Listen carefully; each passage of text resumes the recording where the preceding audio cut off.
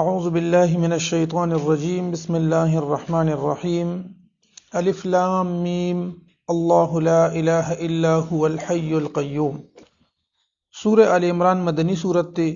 200 آیتونه او شل رکوګانو باندې دا مشتمل دی. ابتدای د سورة بقره پشان د حروف مقطعات نکیږي. الف لام میم الله تعالی او د الله تبارک وتعالى پیغمبر حضرت محمد مصطفی صلی الله علیه و آله وسلم د دې په معنا باندې خپوي چې د دې تلاوت تاسو کوي الف لام میم بیا الله لا اله الا هو او سام پکې بند نشي نو بیا بداسه وایي چې الف لام میم الله دا کوم میم چې د حروف مقطعات د راوګت کې الف لام میم الله دا میم به الله د لفظ سره ملاوي. خلک اکثر تلاوت کوي نو سابند نه کی وقفونه کی او الف لام میم الله دا سویل بیا صحیح نه دي. د الف لام میم دا میم به د الله سره ملاوي د دې تلاوت کې به خیال کوئ. الله لا اله الا هو الله تبارک وتعالى هغه ذات ته لا اله نشته د لایق د عبادت الا هو مگر دقه یو الله دی. الحي القيوم چې ژوند دی قیوم او ټول لرا قائمون کې د تقریبا د سوره آل عمران اتیا آیتونه په هغه وخت کې نازل شو چې کله حضور نبی کریم صلی الله علیه و آله وسلم له عیسایانو یو وفد راغلی نو الله تبارک وتعالى هغه خبره چې د هغه په هغه کې شکو یا بچ دینو کم اعتراض د هغه په ځل کې د آیتونه چې نازل شو نو د هغه شک او اعتراض یا عیسی علیه السلام له خدای درجه ور کړی و. لقد كفر الذين قالوا ان الله ثالث ثلاثه لقد كفر الذين قالوا ان الله هو المسيح ابن مريم. درې قسمه خبره به درې خدایان به دی یادو بل ځکه الله فرمایي لقد كفر الذين قالوا ان الله هو المسيح ابن مريم. هغه کسانو کفر کړو چې عیسی علیه السلام ته خدای ویلو او بیا هغه کسانو کفر کړو چې عیسی علیه السلام ته د الله زوی وی. وقالت اليهود عزير ابن الله وقالت النصارى المسيح ابن الله. يهوديانو به عزير عليه السلام ته الله زوی عیسایانو به عیسی علیه السلام ته الله زوی. نو دې آیتونو کې چې کوم د توحید درس ورکړی شوی دی د هغه عقاید دا پکې باطل ثابت شو. الله لا اله الا هو الله تبارک وتعالى هغه ذات دی لا اله نشته دی لایق د عبادت الا هو سوا د دنه. الحي ژوند دی القيوم ادرون کې دی ټول خلق لرا ادرون کې دی ټول زمانه لرا. الحي چې د همیشه نه ژوندۍ او همیشه به ژوندۍ وي او قیوم چې د هر چیز وجود بقا او نشونما هغه ته پکې احتیاج وي دغه ذات ته قیوم ویل کیږي. موږ ځکه معنا کوو چې الله تبارک وتعالى همیشه ژوند دی القیوم او ټول لره ادرون کې ټول لره قائمون کې. نزل عليك الكتاب الله تبارک وتعالى نازل ک دا کتاب عليك پتا باندې ما تاسو بل ورزویلو چې دا ابواب متا تاسو ذکر کول پاغه کې تاسو ثلاثی مزید فيه غیر ملحق برباعی به حمزه وصل یو باب ویلو اغا نزل لك صرف يصرف تصريفا باب تفعيل تاسو ویلو دا د هغه یو لفظ نزل ينزل تنزيلا. اوس نزل معنا نازل شو نازل کو او د نزل معنا دا لګ لګ نازل ک الله تعالی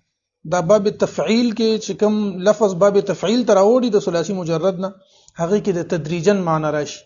لکه د باب تفعیل خصوصیت ته چې لګ لګ یو کار کیږي لګ لګ یو کار کیږي هغه لفظ باب تفعیل تر اوړي نو دا نزل ينزل تنزيلا دا د تنزيل نه دا لفظ جوړ شوی دی یعنی الله تبارک وتعالى نازل کړي دی لګ لګ تدریجن حصہ نازل کړي دی. دا نزل په لفظ کې خپل معنا پرته ده دا ابواب دي د پاره مونږ وایو پوه شو کنه. نزل نازل کړي دی اوس عام کس چې وي هغه وایي چې نزل معنا بس دا چې نازل کړي دی خو تاسو چې کله د نزل معنا کوي نو تاسو ته په نزل کې ښکاری چې د نزل معنا دا چې لګ لګ بوقت ضرورت بقدر حاجت د مسلمانانو الله تبارک وتعالى لګ لګ قران نازل کړي دي او حدیث مبارکو کې دی او په واقع کې دا سدا چې الله تبارک وتعالى دا قران مجید نبی کریم صلی الله علیه وسلم ته په دریش کاله کې نازل کړي دي. نزل عليك الكتاب نازل کړي دي الله تبارک وتعالى دا کتاب پتا باندې بالحق په حق سره مصدقا تصدیق کوونکې دي لما د هغه کتابونو بین یدیه چې د دین وړاندې دي. بین یدیه خپل معنا د لاسونو په مینس کې نو کوم څه چې د انسان په لاس کې وي نو مخ کې راغلي وي د انسان سره وي ځکه مو معنا کو بین یدیه چې د دین وړاندې دي. بین یدیه خپل معنا چې د لاسونو په مینس کې دي د لاسونو په مینس کې اوسې ځکه وي چې د مخ کې راغلي وي نو د انسانانو په لاسونو کې وي د انسانانو د اکثرو کتابونو کې لیکلي وي یو سړی کتاب ګوري نو په کتاب کې لیکلي وي د ستاسو لاس کې چې کوم کتاب دی जो किताब आपके हाथ में है इसमें ये है और इसमें ये है. نو سړی هغه کتاب لاس کې نیولې خامخا مطالعه کوي. نو مخکې نه داسې یو جمله لیکلې شوی نو بین یدیه خپل معنا د لاسونو په منځ کې خو د دې نه مراد دا ده چې کوم مخکې راغلی نو د انسان په لاسونو کې وي هغه کتاب.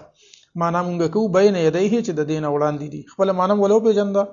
وانزل التوراة والانجیل او الله تبارک وتعالى نازل کړی دی تورات او انجیل من قبل وړاندې د دینه. هدل للناس د سل نازل کړی دی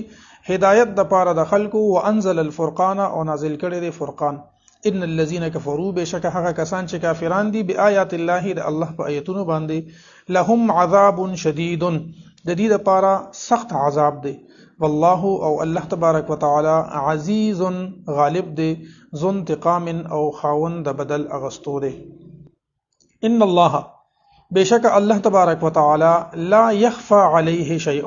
پټ ندی په د باندې سسیز فی الارض پزمکه کې ولا فی السماء او نه په اسمانونو کې. دام چې کوم عیسایان راغلیو هغه بداوی چې عیسی علیه السلام سره خود پټو سيزونو علم دی او هم دومره علم وسمره چې ول الله تبارک وتعالى ورکړو. عیسی علیه السلام به ویل وانبئکم بما تاکلون وما تدخرون فی بیوتکم زه تاسو له خبر در کوم چې تاسو کور کې ذخیره کوي او چې تاسو په کورونو کې خوره زه تاسو له خبر در کوم. نو دغه خبره چې الله تبارک وتعالى عیسی علیه السلام له دومره علم ورکړو د الله علم سمره دی لا يخفى عليه شيء في الارض ولا في السماء. د الله علم دومره وسیره چې پزمکه او په اسمانونو کې هیڅ چیز د الله تبارک وتعالى نه پټو نه دی. ان الله بشک الله تبارک وتعالى لا يخفى عليه شيء پټ نه دی په د باندې سسیز فی الارض پزمکه کې ولا في السماء او نه په اسمانونو کې. هو الذي الله تبارک وتعالى هغه ذات یصورکم چې صورت جوړوي تاسو فی الارحام پر رحمونو کې کیف یشاء سرنګ چې اوغواړي. لا اله نشته دی لایق د عبادت الا هو العزیز الحکیم مگر دغه غالب دی خاوند حکمت دی. د ماشوم صورت پر رحم کې په دې طریقه باندې جوړیږي. اتلسمه سپاره کې د اغه ذکر دی الله تبارک وتعالى ارشاد فرمای ولقد خلقنا الانسان من صلاله من طين ثم جعلناه نطفه في قرار مكين ثم خلقنا النطفه علقه فخلقنا العلقة مضغة فخلقنا المضغة عظاما فكسونا العظام لحما ثم أنشأناه خلقا آخر فتبارك الله أحسن الخالقين. الله تبارک وتعالى د انسان تخلیق په داسې انداز کې کړی دی چې احادیث مبارکو کې راځي چې انسان په کمزې کې د ډډه لګي د قبر کمزې کې جوړیږي. د هغه ځای نه جبرئیل علیه السلام خور راوالي د مور او د پلار د تغی ماشوم د نطفه سره دا یوځای کی او د ماشوم د مور پر رحم کې دا کېږدي. دغه خورنه الله تبارک وتعالى د انسان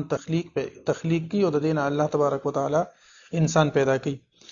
ځنې ځای کې د خور لفظ دی ځنې ځای کې د خټه لفظ دی ځنې ځای کې د نور الفاظ دغه وضاحت زکوم خو اول اجمالا دا چې دغه نطفه سلوي خرزي دا پرتی بیا الله تبارک وتعالى د دینه د وینې یو ټوکړه جوړه کی بیا د اغینا مدغه جوړه کی د غوخي یو ټوکړه ته جوړه کی بیا د غوخي دی ټوکړې کې الله تبارک وتعالى دین اډو کی پیدا کیو بیا د اډو کو ته غوخه ورواچي او بیا د دین د انسان تخلیق شي. ثم خلقنا النطفه علقه بیا الله دغه نطفه نه علقه یعنی د وینې ټوکړه جوړه فخلقنا العلقه مضغه بیا دغه وینې د ټوکړې نه الله د غوخي ټوکړه جوړه فخلقنا المضغه عظاما بیا دغه غوخي د ټوکړې نه الله اډو کی جوړ کی فكسونا العظام لحما الله فرمایي چې بیا مونږ دې ته غوخه ورواچو ثم انشأناه خلقا آخر بیا د دین نور تخلیق چې دین دا جوړ شي فتبارك الله احسن الخالقين. د 40 سرزو باندې دا محیط وي خدای انسان د هو الذي يصوركم في الارحام كيف يشاء دا چې کوم الله تبارک وتعالى ستاسو صورتونه جوړي په رحمونو کې څنګه چې اوغواړي نو څنګه اوغواړي د هغه کیفیت په اتلسمه سپاره کې ذکر دی. او د دې چې کوم د ډومبه پوزیشن د دې سلوي خرزوي بیا د دې د علاقې د وینې د ټوکړې سلوي خرزي پوزیشن وي بیا د دې د دینه چې الله تبارک وتعالى غوخه جوړي دا سلوي خرزوي چې کله بیا درې سلوي خته برابر شي یعنی سلور میاشتې برابر شي الله تبارک وتعالى جبرئیل علیه السلام راوليږي او په دې انسان کې روح واچي دي چې انسان ان خلقنا الانسان من نطفه امشاج الله فرمایي دا انسان مونږه د نطفه نه پیدا کړی دی خلقه من تراب الله فرمایي دی مونږ د خاور نه پیدا کړی دی بل ځکه کې راځي چې دی مونږ د طین نه پیدا کړی دی بل ځکه کې راځي چې دی مونږ د حمائم مسنون نه پیدا کړی دی.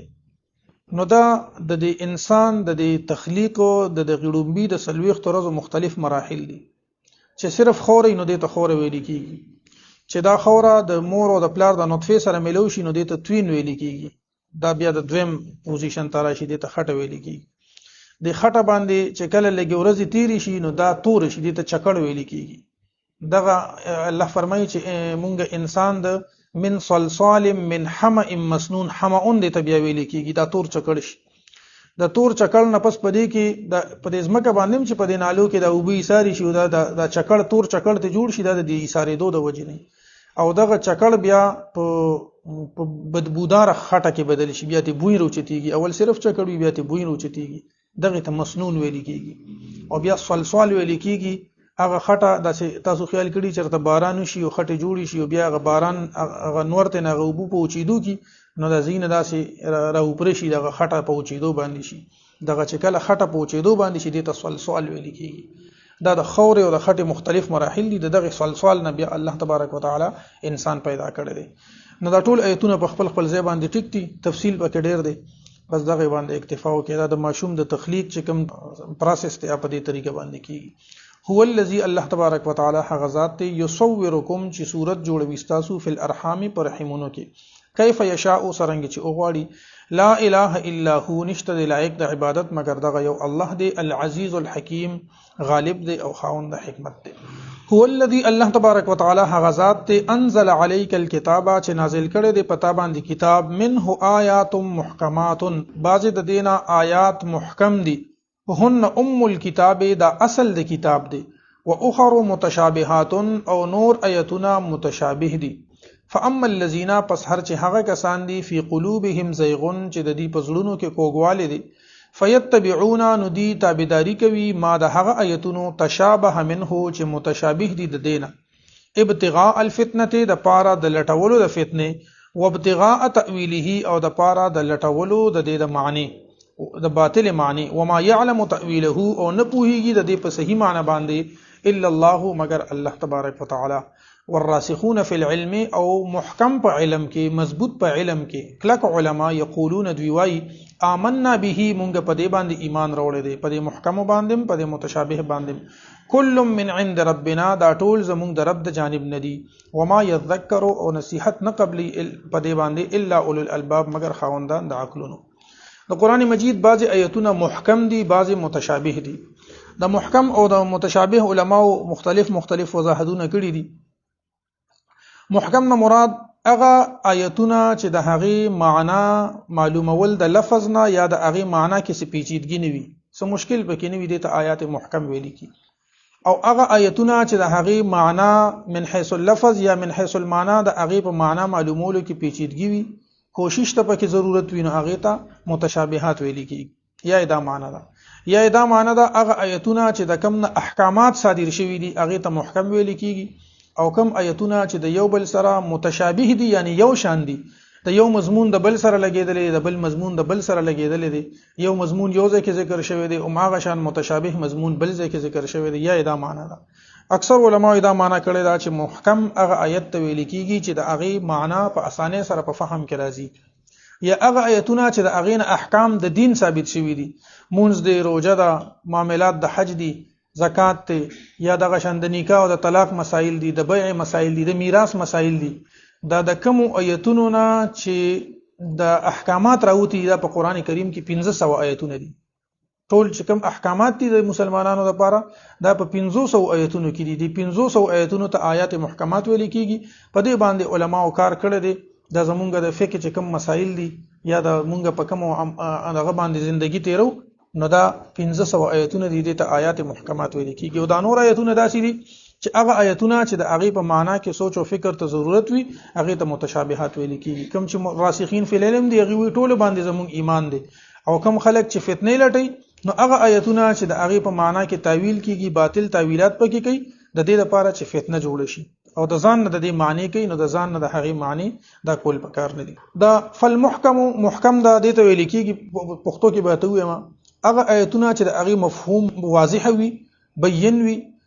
په لفظ یا د معنا په اعتبار سره پکې هیڅ شک او شبهه نه وي. او متشابه دا هغه لفظ ته ویل کیږي یا هغه آیت ته ویل کیږي چې د هغه تفسیر کې لفظي یا معنوي پیچیدګي د وجه نه هغه مشکل وي. هو الذي الله تبارک وتعالى هغه ذات ته انزل عليك الكتاب چې نازل ک پتا باندې کتاب منه بعض د دینا آیات محکمات آیتونه محکم دي هن الكتاب دغه آیتونه